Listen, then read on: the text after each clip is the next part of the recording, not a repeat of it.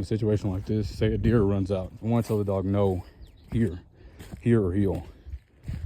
For me, when I train my dogs here, it just means come to me. Heel means come sit by my side, or sit at, heel. And if he were to not do that, I would say no again and correct it. That's the simple way to do it. You know what I mean? Just like a leash, just like any other type of collar you use on a dog. And like I said, they're excellent insurance policies. Like I said, if like the e-collar can go out to a mile, really if your dog does get out to a mile, then that's probably more of a you problem than your dog. Because why is your dog able to run that far without you correcting it? But if it happened, you would be able to do something about it. But if you didn't, you wouldn't. Your dog would just be gone. You know what I mean?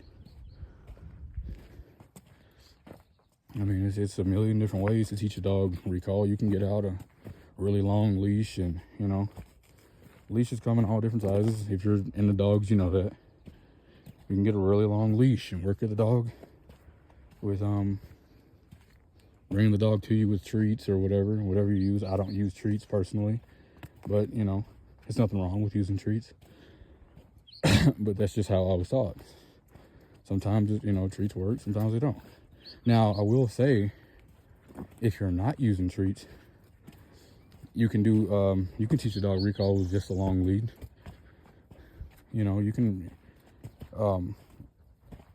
saying good boy, and petting the dogs, almost fell, and petting the dogs is enough usually. Even if I'm showing somebody how to train a dog, say if we're working heel or something like that, the owners don't really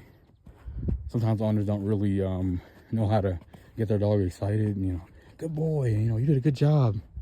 Sometimes they're kind of monotone about it, and that can kind of screw it up, because the dog has to feel like, okay, if I come to you, it has to be worth it. You know what I mean?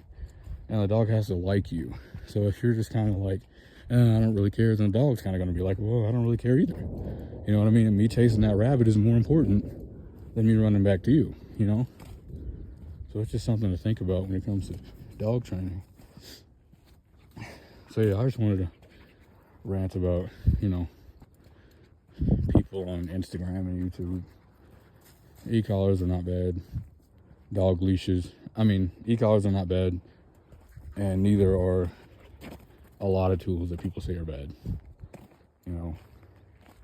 Any tool used improperly can screw up a dog, for sure.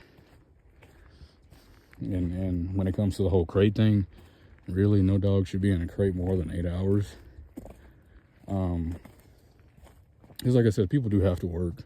People have lives. You can't take the dog everywhere all the time.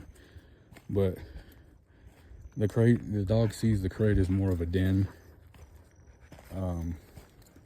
Especially if you trained it from a puppy. If your dog has separation anxiety, I get it. I've dealt with it. It's really annoying. And, but it can be corrected.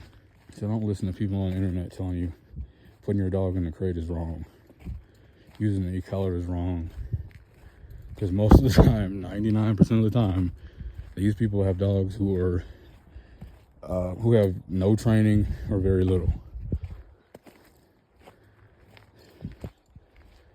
So yeah, me and Drogo are going to continue our hike.